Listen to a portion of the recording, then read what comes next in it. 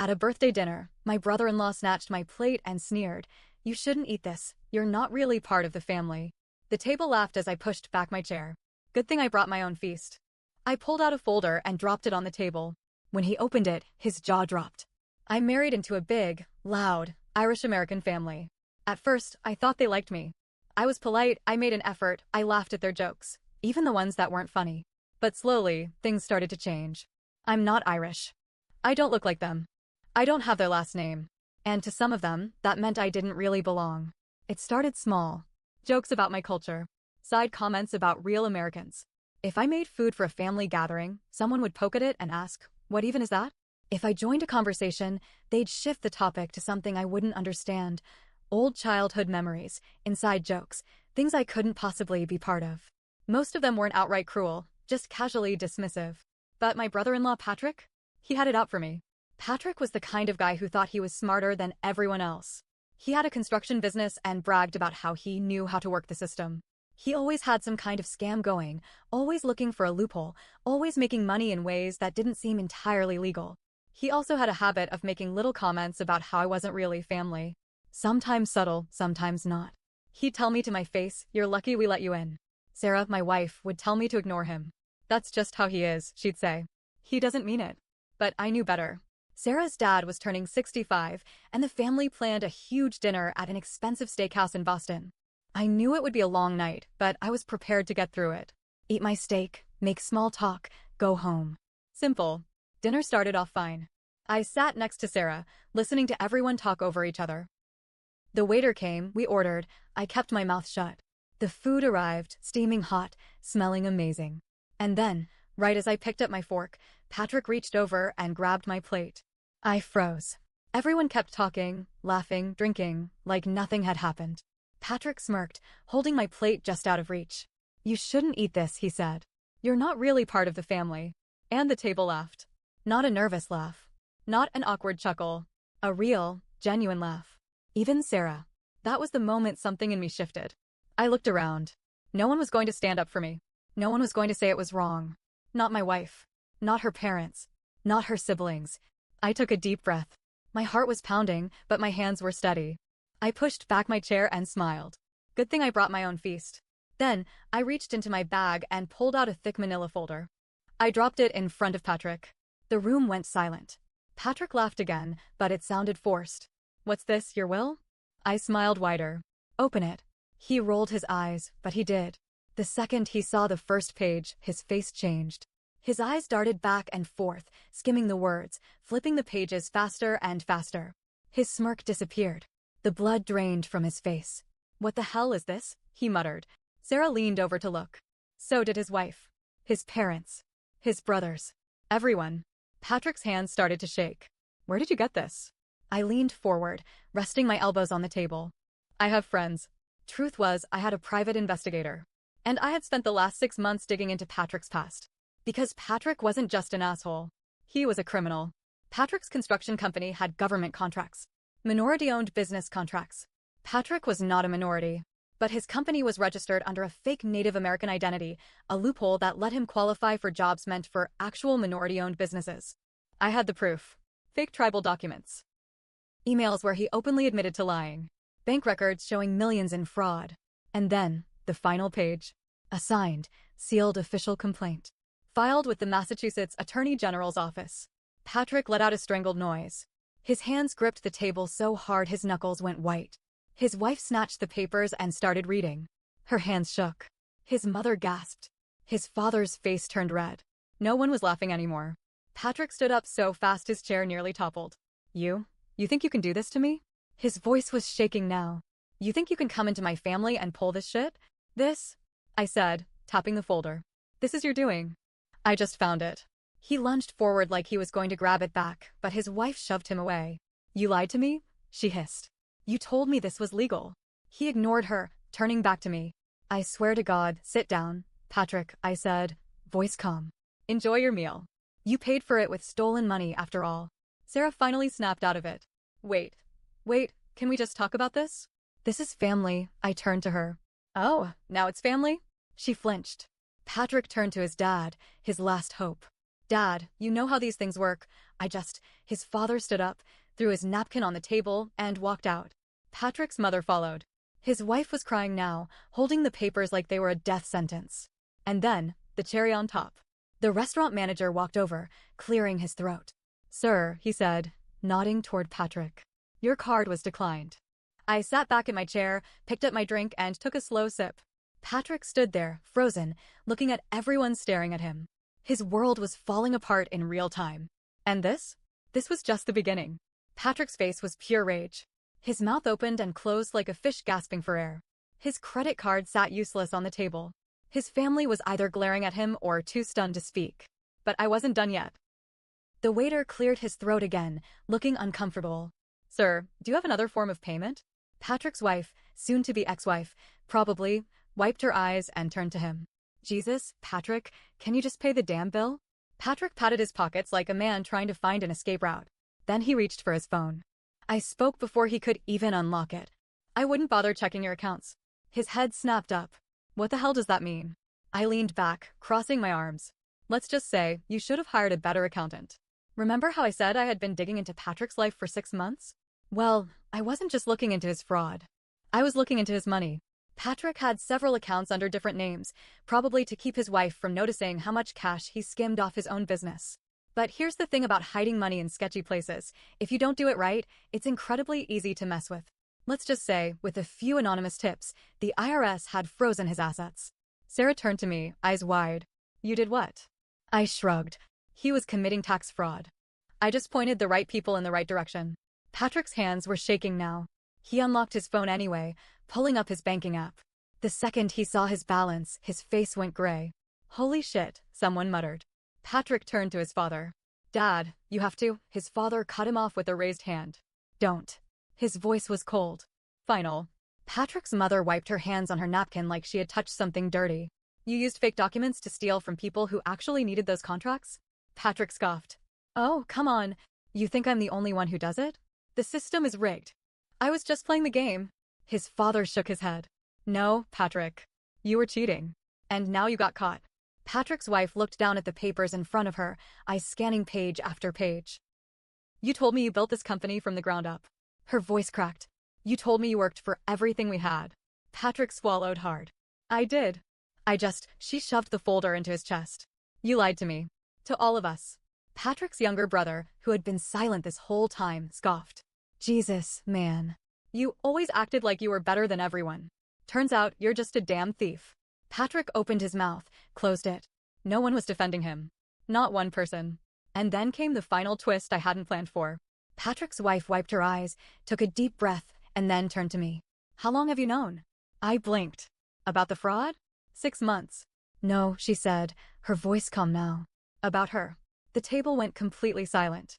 Patrick's head jerked toward her. What? She pulled out her own folder from her purse. Thick, just like mine. She threw it on the table. Patrick didn't touch it. His wife let out a shaky laugh. Oh, you thought I wouldn't find out? You thought you were the only one who could play this game. She turned to me, nodding. Thanks for setting this up. It made things easier for me. I had no idea what she was talking about. Until I looked down at the folder. On top was a printed screenshot. A message exchange. Patrick's name. A woman's name. And a picture. A very, very compromising picture. Patrick's face drained of all color. Holy shit, his younger brother muttered. His mother gasped, covering her mouth. Patrick's wife let out a breath. Yeah, thought so. She picked up her wine glass and took a sip, her hands steady now. She's 23, by the way. She turned to Patrick's father. One of his interns. His father slammed his fist on the table. You disgusting little shit. Patrick opened his mouth. His wife stood. We're done. She looked at me. Oh, and just so you know, my lawyer's going to love all this. Then she turned and walked out. For the first time that night, Patrick was completely speechless. And that was the moment I realized something. I had come here to expose one of Patrick's biggest lies. But it turned out he had even more skeletons than I knew. And now? Now, they were all tumbling out, one after the other. And Patrick? He had nowhere left to run. Patrick sat frozen, his world crumbling around him. His wife had just walked out, leaving behind a bombshell that even I hadn't seen coming. The family sat in stunned silence, the weight of the moment pressing down on the table. And then, Patrick did what all cowards do when they have nowhere left to turn. He looked at me. This is your fault. His voice was low, but there was a sharp edge to it, like a knife that had just been unsheathed. I raised an eyebrow. Oh, really? He shot up from his seat, hands clenched into fists. You set me up. You turned everyone against me. You think you're so damn smart, don't you? I didn't move. I didn't blink. I didn't turn anyone against you, Patrick. I leaned forward, keeping my voice calm. You did that all by yourself. Patrick's jaw tightened. His hands twitched at his sides like he was considering doing something stupid. And then, his mother spoke. Sit down. Patrick flinched. He turned to her, eyes pleading. Mom, her lips were pressed into a thin line. You lied to us. You embarrassed this family. And now you want to blame someone else? Sit down. For a second, I thought he was going to ignore her. But then, he dropped back into his chair like a scolded child. Patrick sat there, breathing heavily, his hands still shaking. But something about his reaction didn't sit right with me. Something wasn't adding up. The fraud? That made sense. The cheating? Not surprising. But the way he reacted to his credit cards being declined? That wasn't just panic. That was pure terror. And then it hit me. Patrick, I said slowly. How much do you owe? His head snapped toward me. What? I tilted my head. Your accounts are frozen, but you acted like you expected there to be money. You didn't know about the freeze. I paused. So what were you planning to pay with? He didn't answer. But I wasn't asking for his sake. I was asking for his family's. Patrick's younger brother, the quiet one, sat up a little straighter. Wait, what do you mean, oh? Patrick's mouth pressed into a thin line. I let the silence hang for a moment. Then, I pulled one more document from my bag. I hadn't planned on using it. But now? Now it was necessary. I slid it across the table. Patrick's father grabbed it first. He started reading.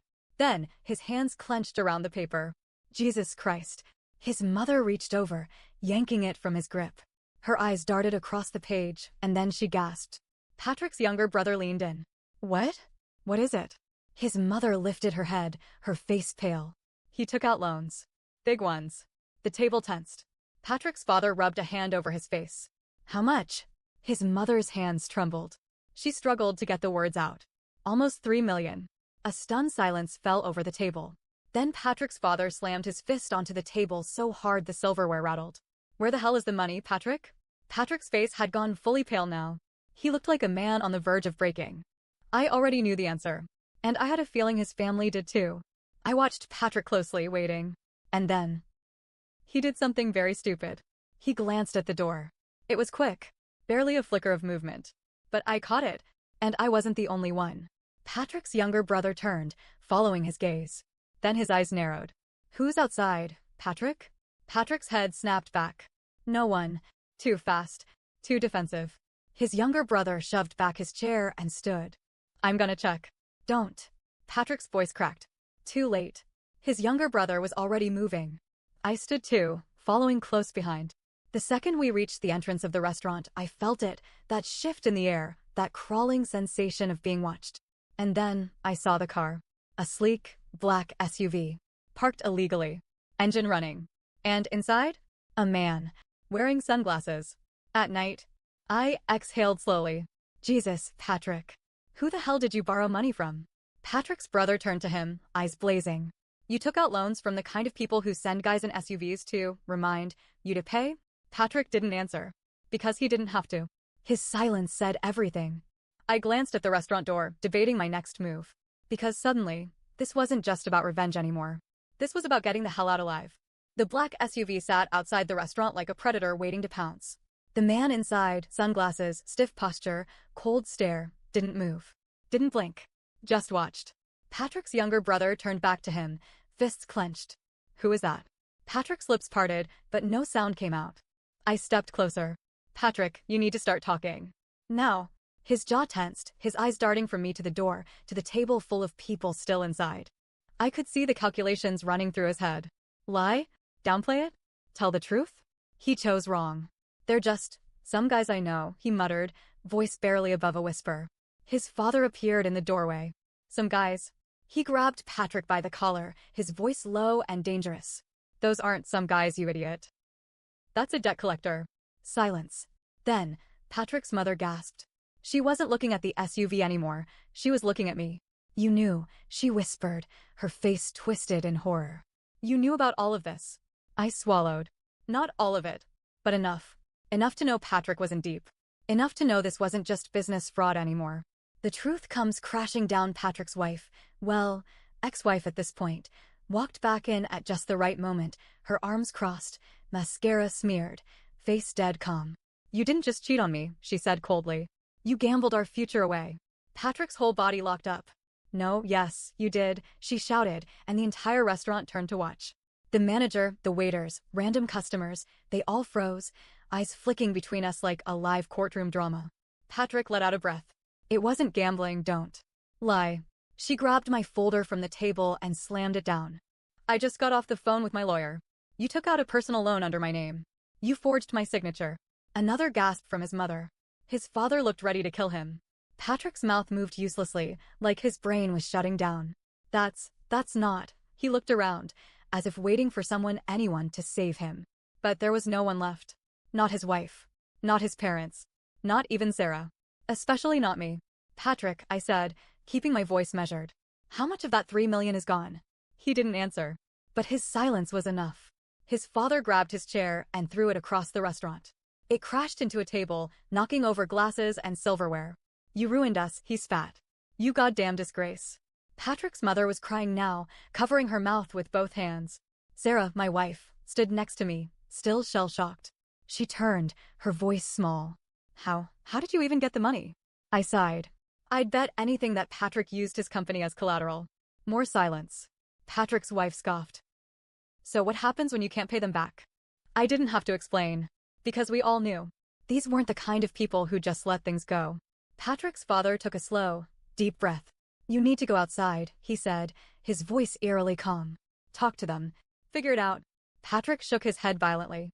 No, I can't. You should have thought about that before you stole money from criminals," I said bluntly. Patrick whirled on me. "You smug little," and then he lunged. The last straw, I saw it coming. I stepped back just as Patrick swung at me. He barely grazed my chin before two waiters grabbed him from behind. The restaurant erupted into chaos. Someone screamed. The manager yelled for security. Dishes clattered to the floor.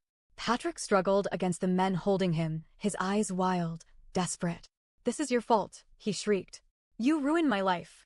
I wiped my chin and stared at him. "Patrick, you ruined your own life." That's when the restaurant doors swung open. The man from the SUV walked in. Sunglasses off. Cold eyes. No expression. The room went deathly still. Patrick's entire body locked up. The man didn't raise his voice. He didn't make a scene. He just pulled out a small envelope and set it on the table. "A final notice. Time's up," he said simply. Then, he turned and walked back outside. Patrick made a strangled noise. His father spoke without looking at him. "Go fix this." Patrick took a slow, shaky breath. Then, without another word, he walked out. Through the glass doors, we watched him climb into the SUV. And then, they drove away. No one spoke for a long time. Then, Patrick's father sat back down and picked up his glass of whiskey. "Well," he muttered. "That was a hell of a birthday dinner." His wife burst into tears. His younger son just shook his head. Patrick's ex-wife pulled out her phone and started texting, probably her divorce lawyer. And Sarah. Sarah turned to me, her expression unreadable. "You planned this." I met her gaze. "I planned to expose him," I admitted. "I didn't plan for all of that." She swallowed. "But you knew." "Yes." Silence. Then she exhaled, looking down at her hands. "I don't know if I should be mad at you, or thank you." I let out a short, humorless laugh. Join the club. The rest of the dinner was a quiet disaster. Patrick's father paid the bill in silence. His mother sobbed into a napkin. The waitstaff swept up broken glass, trying to pretend nothing had happened. Patrick's wife left first. Then his parents. Sarah and I sat in the empty restaurant, staring at the mess. Finally, she spoke. "So, what happens now?" I leaned back, considering. "Well," I said, "Patrick's company is done. He's facing fraud charges. His accounts are frozen. And now, he owes money to the kind of people who don't take no for an answer." Sarah closed her eyes. "Jesus." I let out a slow breath. "But I think, for us, that's up to you." Her eyes flickered. "What do you mean?" I met her gaze. "You laughed, Sarah. When he took my plate. You laughed with them." She flinched. I shook my head. "I get it. He was your brother. It's hard. But I need to know, are you on my side? Or theirs?" She didn't answer right away. And that told me everything. I sighed, stood, and threw a few bills on the table. Then, without another word, I walked out. Patrick? No one knows exactly what happened to him. He disappeared for a while. Resurfaced months later, broke, divorced, and a shell of the man he used to be. His parents stopped speaking to him. His ex-wife? Took everything. Sarah and I? Well, let's just say I never had dinner with her family again.